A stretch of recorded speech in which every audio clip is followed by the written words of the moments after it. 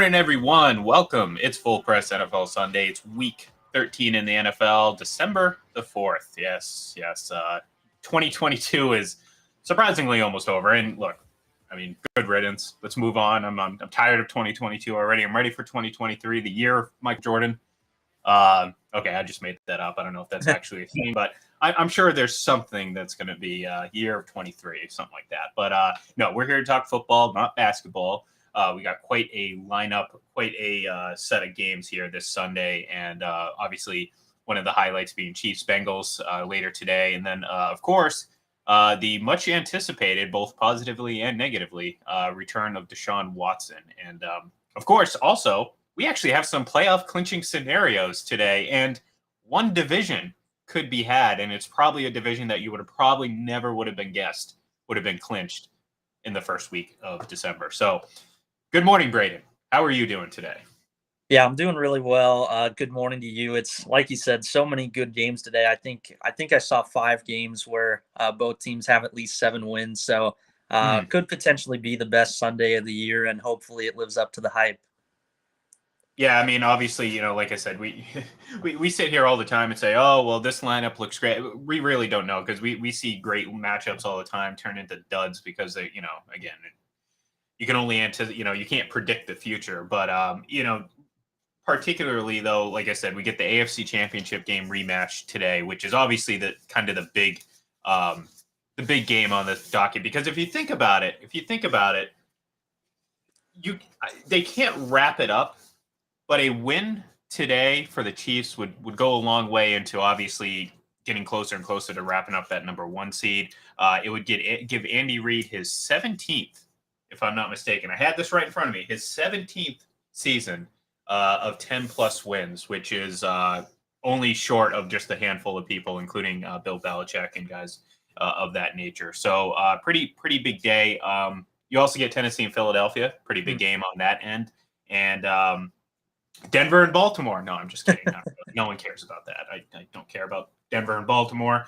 But Miami and San Francisco is obviously the other one that really sticks out to me, and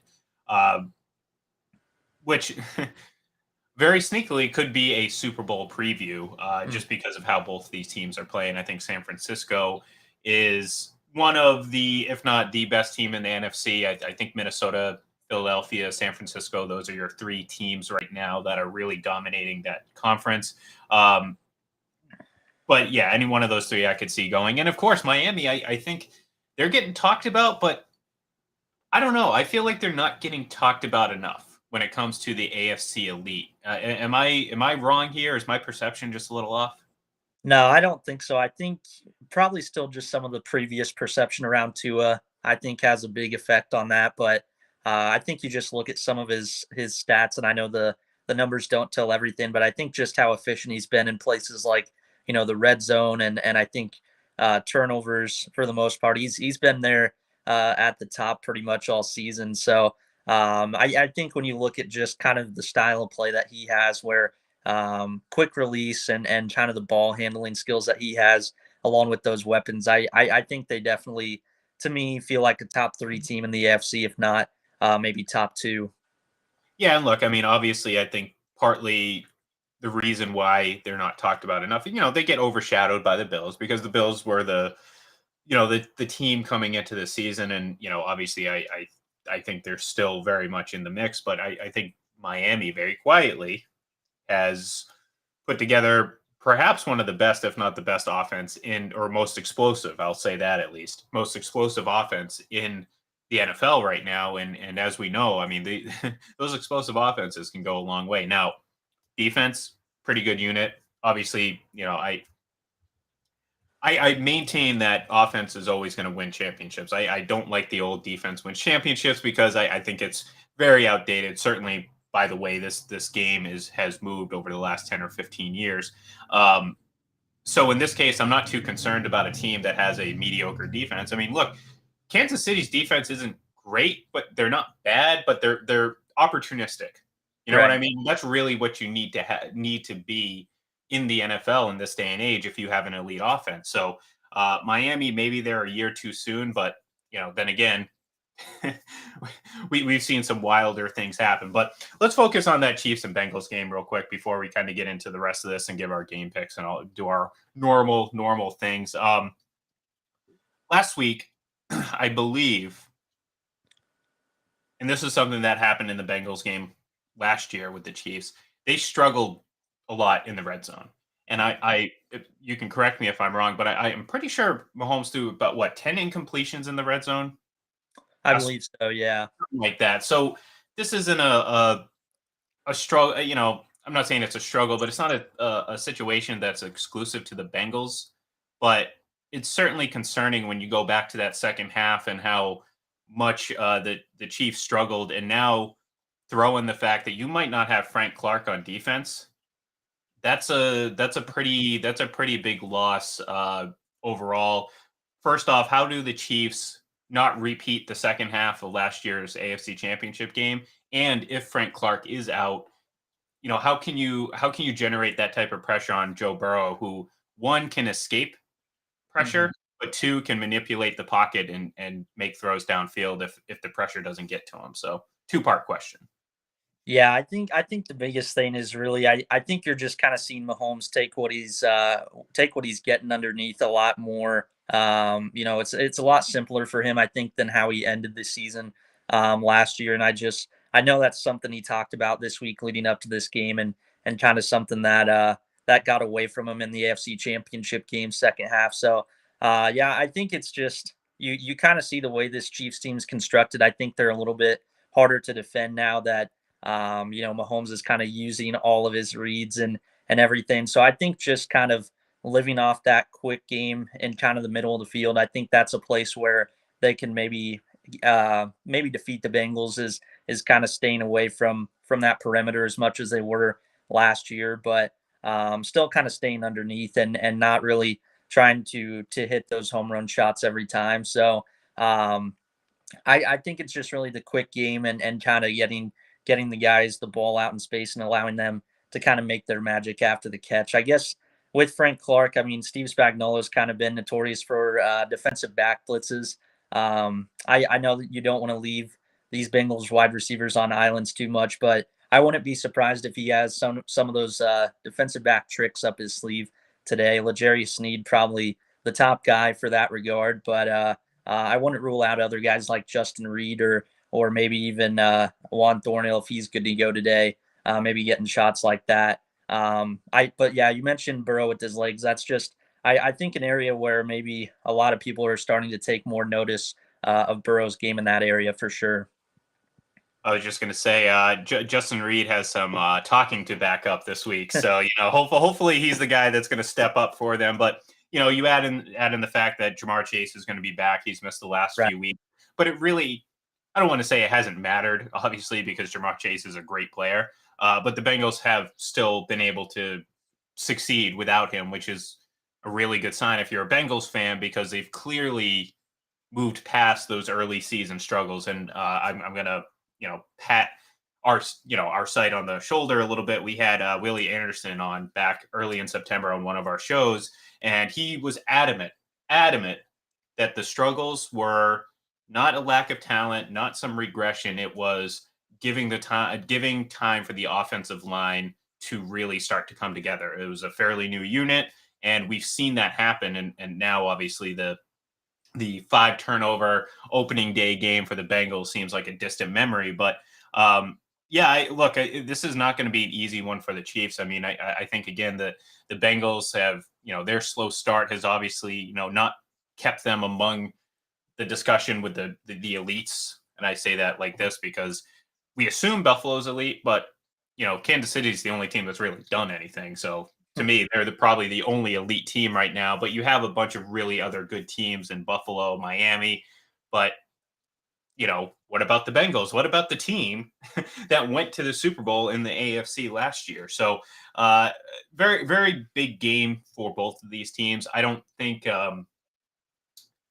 obviously you can probably say that it's probably a bigger game for the Bengals just because, well, they're still really trying to hold off Baltimore, who's they're going in the opposite direction right now, but they get Denver today. So you got to assume that it's a good chance that they're going to win. I don't know if I want to say it's more important, but I guess I'm landing on it's probably a little bit more important for the Bengals. So, anyways, I want to get back to real quick the playoff clinching scenarios because I kind of mentioned it when we got into it. The Eagles obviously are one team that can certainly clinch with a win today. It would only be a wild card, though. I mean, obviously, the NFC East is a very competitive division. However, Minnesota, with a win and not a Green Bay Packers loss, but a Detroit Lions loss, will clinch the NFC North and will become the first team to wrap up their division in 2022, which I don't think any of us would have predicted ahead of the season. I don't think, to say Minnesota would be competitive, yeah, that's expected, but I don't think anyone would have believed that Minnesota would wrap up the NFC North on December 4th. So shocking, sure, but I mean, as much as I want to keep doubting them, and I will. It's just in my nature to doubt Minnesota. They've proven me wrong quite a bit, and at times have looked very much like the elite team that they should be. And quite frankly, I mean, they got a ton of talent, so they have to be. They should be good. But we know in the NFL, talent doesn't mean anything if you don't put it all together. And right now, Minnesota's putting it all together. Yeah, and I guess for me, I think the defense was probably the biggest question for me. I thought just didn't really think they'd hold up much in the trenches this season, and obviously Daniil Hunter's a guy that's dealt with a lot of injuries over the years. And then you just talk about how young their secondary is.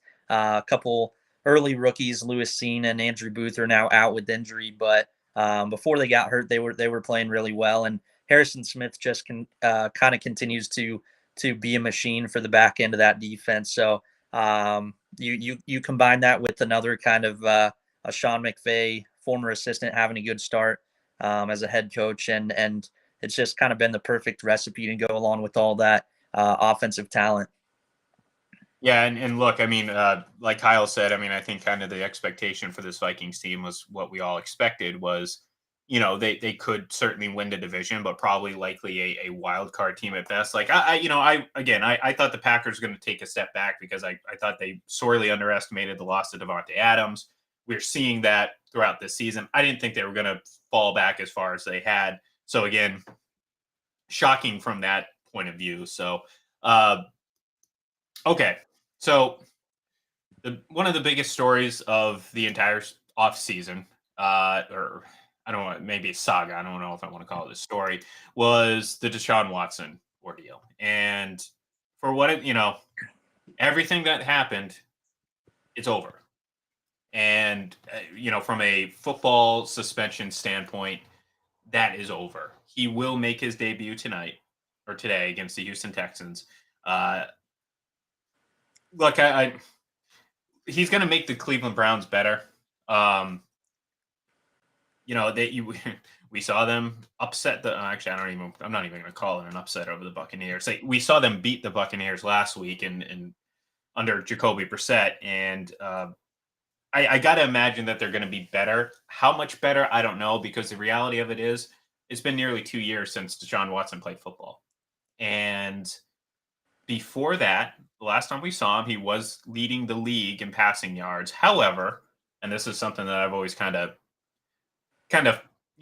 put with a caveat, like, I don't really care if you're leading the league in passing if you're 4-12. Right.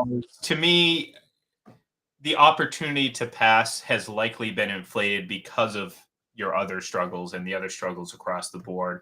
I always point to like Jameis Winston throwing great. He also threw 30 interceptions, which gave him certainly more opportunity to, one, throw, and two, play from behind. So I'm not impressed with 5,000 yards in a losing season. Give me 5,000 yards in a winning season, and then we'll talk. His talent is there. I mean, there's no doubt about it. He's, where he's ultimately going to land, I'm not quite sure, because I know people were talking about him acquiring him as like some tier 1 guy. I'm not sold that he is, because, like I said, first of all, we haven't seen him in 2 years. Second, how do you go 4-12? I'm as an elite quarterback, as a tier 1 quarterback. What we're, again, this is the expectation, or this is what I've been or we have been sold about Deshaun Watson, and Cleveland certainly believed it because they paid one hell of a price for him. As a tier 1 quarterback, as an elite quarterback, how do you go 4-12? And it's kind of rhetorical, but I guess I'll open the door for your thoughts on Watson's return, and maybe you can talk me out of that train of thought. Yeah, I guess first off, just you mentioned the 2 years since he's played. I guess I'm just a little surprised how many people kind of believe he's going to step right back in and have so much success right away. And granted, you said kind of the talent he has, but I guess we saw for different circumstances. Michael Vick in Philadelphia maybe is kind of a good example, but yeah, I guess I'm just kind of shocked to see how many people think he's going to step in right away and be the same old guy. But yeah, as far as going 4-12, I mean, you kind of look at the Texans now; they look like an expansion roster, and they had a lot more talent back then with Watson when he had the 4-12 season. So I feel like things like decision making and things like that, and just kind of the fourth quarter comebacks he was able to achieve. That was something that really stood out, I think, as far as one of his top talents when he was rolling in Houston. But I think that's an area where I'm most excited to kind of see, where he's at right now. It's not obviously going to be easy to be right back at the top with that tier, but I think just seeing how much he struggled a little bit in the preseason action he had this year, it just, I don't know. I don't really know what the best word is for it, but I think it's just it's almost like I think you need to put the training wheels back on for the rest of this season and kind of just have a clean slate going into 2023. Well, and look, I think one of the things too that's I don't know if it's really been talked about a lot, but how is he going to handle being rooted against by everyone except for Cleveland Browns fans? And I'm not talking about, well, of course, if you're playing the Browns, your team's playing the Browns, you're going to root against them. I'm talking about rooting for him to fail. Like everywhere he goes, certainly this season, he's going to be met with, and rightfully so, a lot of animosity, a lot of vicious words. And look, not every player, not every person. I mean, sometimes we think of these people as robots and they just whatever, just compartmentalize, forget about it. The quarterback position is very mental. Right. And if the moment Deshaun Watson starts to lose his focus, and I don't know how mentally strong he is. I'm not talking about mental health. I'm talking about in the context of football and being focused. And like, look, I mean, I bring up Tom Brady because there's so many examples of things that go on in the past that he can compartmentalize. We've seen him do that. Deshaun Watson, I don't know if he can or not. And to your point about Michael Vick, unfortunately, or I don't want to say unfortunately, but for Deshaun Watson, he doesn't have Andy Reid, who I think was a massive, massive reason as to why not only he succeeded physically, but he succeeded mentally as well. Because again, another situation coming into a very hostile territory, and not just in the sense of, oh, we're playing your team, so I hate you. No, you did X, Y, and Z, so we think you are a bad person, and we're going to let you know about it. That's got to affect people on the football field, and certainly a guy like Watson, who, again, he may say all the right things in front of the camera, but he's got to find that confidence, and if that confidence never comes, this could be an utter disaster. Fortunately for the Browns, I don't think it's going to get much. It's not going to be worse than what Denver's going through right now with their quarterback. So, yeah, I guess just one other thing kind of to add to that is just I wonder what the locker room is kind of like. I mean, obviously, I didn't really see maybe what Brissett said last week, but I know that was kind of going around of kind of giving one last pep talk, so to speak. So I know not everyone's obviously going to be on his side, but you talk about just the history and kind of obviously woefulness that's been going on with that franchise, and can't really imagine it. No, yeah, no, not at all. So, all right, let's jump into it. We got game picks. We got a lot of really good games here, and some of them we haven't even mentioned. And we're going to start right off the bat with Washington at the Giants. Which, if you would have asked me at the beginning of the season, would I be circling the Commanders at the Giants in December? I'd be like, yeah, I'd be circling that game to completely skip and forget about because likely those two teams would be out of the playoff hunt. That's not true. They're both in the mix.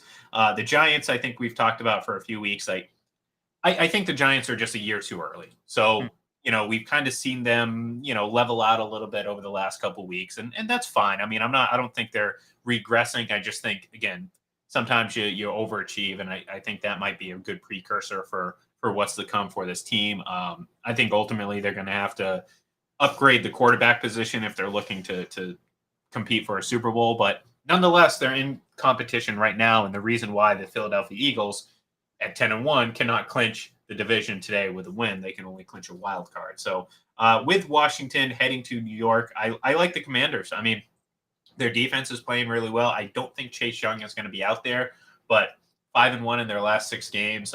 Taylor Heineke is playing good football, good enough football. And this team is it's getting harder and harder to pick against them because they just keep winning football games. So I'm not going to pick against them, and I'm going to pick the Commanders. It's kind of funny to see once in a while those head scratching decisions from Heineke, but yeah, I think it's just the energy that he gives this team. I think that's what just stands out the most to me. And yeah, the defense is really taking shape as well, like you mentioned. I think the secondary, Kendall Fuller, guys like that have kind of rebounded, especially with Benjamin St-Juste dealing with injuries, has been a huge difference maker. And also the injuries with the Giants, that's just kind of decimated them all of a sudden. So I'll go with Washington. All right, next, another game that is surprisingly competitive. We talked about Minnesota already, but they're hosting the Jets, who, look, they could have a lot of questions at quarterback. It's going to be interesting to see how that plays out the rest of this year going into next year. But they've been very competitive. I think they're going to be competitive today. However, I do not think they're going to win. So I like Minnesota at home. I actually went with the Jets today, and maybe this might be a week where I think I'm kind of just rooting for a lot of what I want to see more than anything. I think just Fair enough. This defense I think can actually challenge Minnesota, and I know it's 1 p.m., but Kirk Cousins against this pass rush is going to be I think a little bit testy for Minnesota. So I'll go with Mike White leading another victory today. All right. First of the big 3 games on the slate, Philadelphia hosting Tennessee, obviously the A.J. Brown Bowl, playing his first game against his former team. I like Philadelphia in this one. I think this is going to be – I don't think they're going to win by maybe more than 3 points. I think Tennessee is the type of team that can give you absolutely everything that you can handle, and just about any team in the league is going to do that. I think Philadelphia is better, obviously, and I think that's why they're going to pull off this win at home. But we're going to be talking about this and saying, wow, maybe Tennessee is even better than what we thought because, they held Jalen Hurts or they held A.J. Brown to X, Y, and Z. So going to be a tight game. I think a lower scoring game than anticipated, but I like Philadelphia in this one. I like Philadelphia as well. I think with Vrabel and kind of just the speed they have up front, this is definitely a team I think that can kind of contain Jalen Hurts this week. So I'm going to be watching for that today. But I do think Philadelphia squeaks it out just because a little bit more playmakers on the offensive side. All right. Next, we have Jacksonville at Detroit. We mentioned Detroit earlier. They have to lose, and Minnesota has to win in order for the Vikings to clinch the NFC North. I think they are going to lose. So I think by the end of Sunday, we're going to have Minnesota as the NFC North champion because, I mean, great come from behind win for Trevor Lawrence last week. Really starting to show a little bit more of that can't miss prospect, for Jacksonville. And I think they ride that momentum against a Detroit team they're good. I mean, that's about the best I can describe them. They can score on offense. They play hard for Dan Campbell. And that's always good for something. I just don't think it's going to mean much today. I think Jacksonville's going to pull this one off. Yeah, I don't know if it's just maybe the weak NFC playoff picture and me wanting to believe the Lions still have a shot. I went with them today. I think they have a obviously winnable schedule down the stretch. It's just, can they finish games? I'll go out on a limb and say they do somehow today. All right, next, Denver at Baltimore. I think this is a blessing for Baltimore, who has really struggled lately. Now I think they're going to struggle today, too, because Denver, for what it's worth, they have a really good defense. Unfortunately for them, though, they have one of the worst offenses in the league, bar none. I think someone posted from a fantasy perspective, Russell Wilson was quarterback 33 last week. And there's only 32 teams in the league, so you can kind of figure out where that's going. I like Baltimore. I it's not going to be pretty because I think Baltimore has a lot of issues, and this is going to be a chance to stave off the Bengals. I think for maybe an extra week because maybe the Bengals lose tonight. But I like Baltimore just because I have to pick, and not going to pick Denver at all the rest of the way. So yeah, not a whole lot to add to that one. I do want to see how the Ravens handle the receivers, even with Russell Wilson's struggles. Cortland Sutton's kind of hit on a few big plays here and there lately, but yeah, not really much to add to that one. I'll go with the Ravens. All right, next we have Pittsburgh at Atlanta. Pittsburgh has TJ Watt, so I'm going to take Pittsburgh. It's really about it. I mean, Atlanta is a scrappy team that's capable of showing some nice things on film, but they're not a good team. Marcus Mariota is a limited quarterback. They have limited weapons, both on offense and defense. And like I said, Pittsburgh's not too much better, but TJ Watt, that defense, I'll trust them on the road. So give me the Steelers. I went with the Atlanta today. I don't really have a great reason. I do think they can run a little bit on Pittsburgh, and I just think this defensive front for the Falcons has quietly done well. So maybe get after Kenny Pickett a little bit today, but not a lot of confidence. But I'll go with Atlanta. All right, next we have Green Bay at Chicago, and as bad as Green Bay has played throughout this season, there's not a chance in the world I'm going to pick them against the Chicago Bears, especially when you have the all-time NFL wins lead on the line. Both the Bears and the Packers are sitting at 786 career franchise victories. Obviously, the Packers and Bears date back much farther than many other teams in this league. However, this is a pretty important thing, which was kind of talked about earlier in the season, and we kind of expected this to be a runaway for Green Bay. But since Green Bay's been struggling, it's been kind of just hanging out here for the last couple of months. I like Green Bay in this one. I really don't have any other reason other than they just beat Chicago every single time with Aaron Rodgers. So that's what I'm rolling with. That's what I'm betting on, and that's what I think is going to happen. Yeah, I went kind of with the same logic as you, so not really a whole lot to add. I wonder about Green Bay's injuries a little bit. David Bakhtiari kind of quickly ruled out late in the week, and then we'll see what happens with Devondre Campbell. But yeah, it's kind of just the old history that you have to take Aaron Rodgers against Chicago.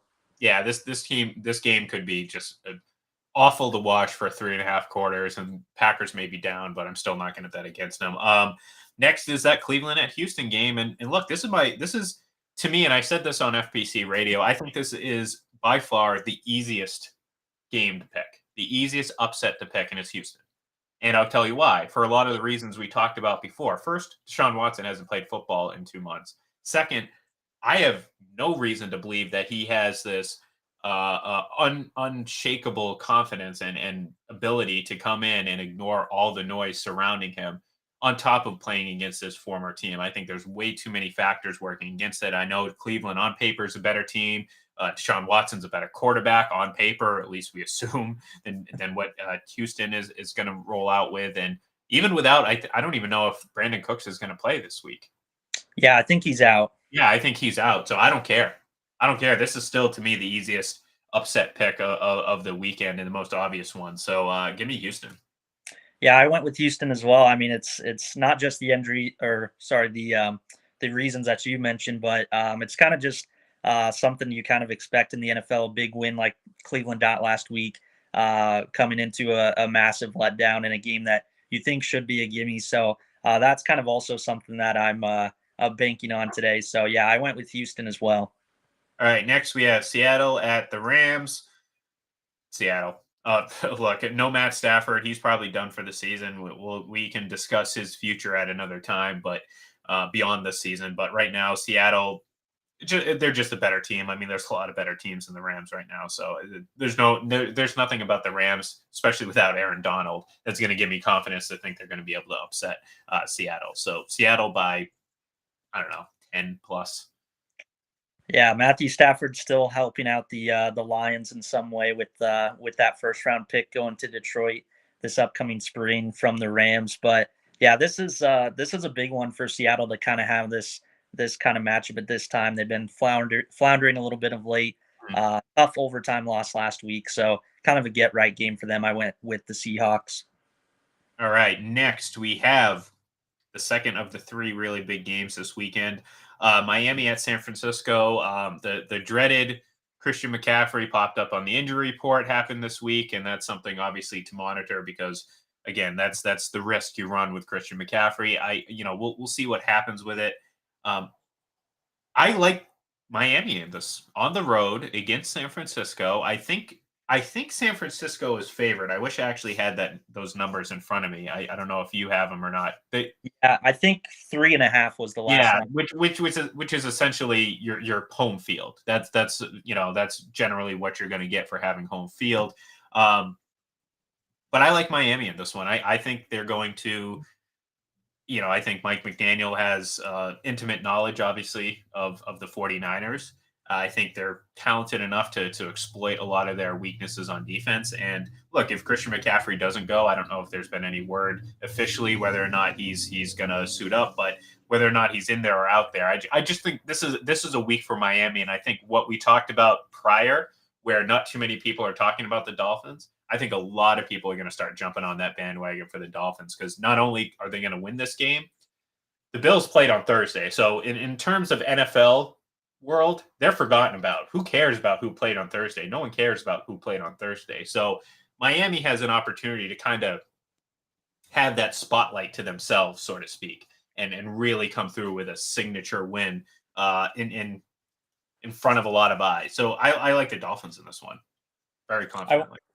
Yeah, I went with the Dolphins as well, and I almost went San Francisco, but I just think when this defense has faced tougher matchups, it hasn't been very frequent this season, but they really have struggled against kind of this explosive type of attack in the past, and yeah, I think this is just going to be a perfect game for Tua to kind of maybe etch his name closer up to the MVP conversation. I think he's kind of third in the betting odds right now, but if there was ever a chance for someone else to kind of step in and if Mahomes, were not to win it, I think Tua, this is going to kind of be a statement game for him. And I think it'll be a very fun game to watch, but I went with the Dolphins here.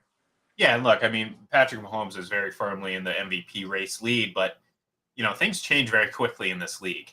Excuse me. And, a subpar, and I say that relative to what we expect from Mahomes, a subpar performance against the Bengals and a big time performance from Tua or even Jalen Hurts, all of a sudden those that lead shrinks significantly, and you can see that start to sway very quickly because that's just the nature of the NFL and how we discuss things. All right, speaking of Patrick Mahomes, Kansas City at Cincinnati. I think if this were at Arrowhead, I would have probably taken the Chiefs, but I think these teams are both very evenly matched up, and I think the Bengals are just, I don't know. I don't think they're the better team. Even if they win, I don't think they're a better team. I think, like we said before, this means a little bit more to them in terms of this season, and something just gives me the feeling that Cincinnati's going to come out and kind of do a lot of the same things they did last year and have some success with it. And I just like Joe Burrow a lot. I think he's playing really good football. I like Patrick Mahomes a lot, as much as people don't believe that. Trust me, I do. I like Cincinnati at home, and I think that's ultimately where I'm, again, if it was flipped, if it was in Arrowhead, I'd probably take the Chiefs. But right now, I'm going to go with the Bengals in this one. Yeah, it's just studying this Bengals team. I mean, man, I just really like how willing they are to adjust and just kind of throw a lot of different things at you. And you mentioned how big of a game this is for them, but I think the reason I I had to go Kansas City. Is I think they've just had this game, burning in their minds for so long, and I think just That's a good point.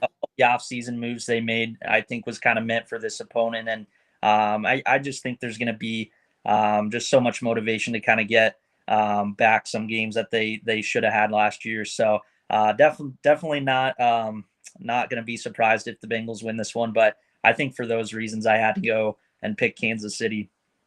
All right. Next, we have the Chargers heading to Vegas to take on the Raiders.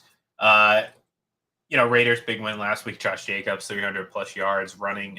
Don't think he's going to do that again this week. And if he does, well, then I'll be wrong because I'm taking the Chargers. And if they allow 300 yards rushing, then they're definitely not going to win. So, like I said, I'll take the Chargers because they're better. How much better? I don't really know. But this Chargers team has been one of the bigger disappointments this year. And my confidence in picking them week in and week out is waning. But I am pretty confident this week in going LA.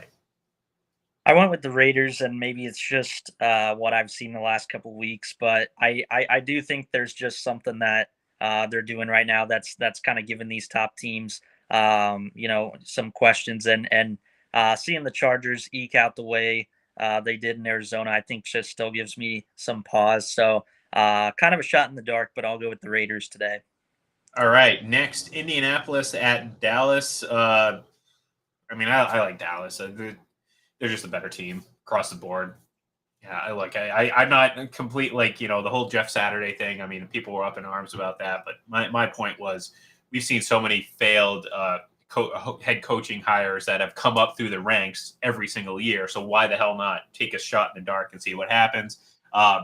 They're just not good enough, no matter who's coaching them, to beat Dallas. And I think the only thing that's going to stop Dallas from winning this game is Dallas, because they are capable of getting in their own way. I just don't think it's going to happen at home this time. So Dallas by a decent amount, nothing too crazy, maybe 7 points. Yeah, I'm right there with you. I guess I wish it wasn't Dallas and that whole that kind of Jerry's world and all that kind of stuff. I wish we would have got this game flexed out, but it's not going to happen with the Cowboys. But yeah, I mean, really, it's a game I expect them to win pretty dominantly today. So big pass rush, a lot of speed up front against Matt Ryan. Sounds like a pretty good recipe for the Cowboys. Yeah, and certainly a good recipe for going to bed at a decent hour tonight, because like you, I don't mind watching the highlights of this one in the morning. So, all right, we're going to pick Monday nights because it's on my sheet, and I didn't New Orleans at Tampa, I'm going to take the Buccaneers. I mean, I have no good reason to. I really don't. I have to believe that they can beat the Saints because as bad as things are going for the Buccaneers right now, they're probably even worse for the Saints. So Buccaneers at home? Question mark. Interesting stat I didn't really realize until going into this week. New Orleans leading the league in turnovers right now. I think worst turnover differential in the league. So maybe that's going to give Tampa Bay a little bit of a boost and kind of get them rolling. Seeing these guys and just a really watered down version of a club that is really deprived of talent. So yeah, I'm going Tampa Bay as well. I don't have any data, or I haven't checked the numbers, but I gotta believe that the Tampa Bay Buccaneers are probably one of the worst, if not the worst team in creating turnovers. So it'll be interesting to see which levy breaks there, because the Buccaneers, obviously they've had one interception in 2 months. They've had one fumble forced in about the same amount of time. I mean, really, the last time they created multiple turnovers in a game came against Kansas City, and that was Right. week 4. So, it's been a long time. So I'll be interested to see what happens in that game. But for now, we're going to say goodbye. Be sure to stay tuned here on Full Press Radio, Full Press NFL on Twitter, and of course, Full Press Coverage, YouTube, wherever you want to find our videos. They're all out there. Twitch, Facebook, of course. Our Full Press Fantasy Live show with Kyle Sutton is coming up here at about 11:30. So you got about 15 minutes to go get your snacks, go get your drinks, come in with your questions, and get ready for another entertaining setup for today's Sunday action. And we will be back next Sunday to preview Week 14 as we're really kind of getting to the nitty-gritty when it comes to figuring out who's going to be in the playoffs. So thank you everyone for tuning in. Like I said, be sure to head over to fullpresscoverage.com and check out all the latest and greatest coming from everyone over there. And thank you everyone for tuning in. We'll talk to you soon.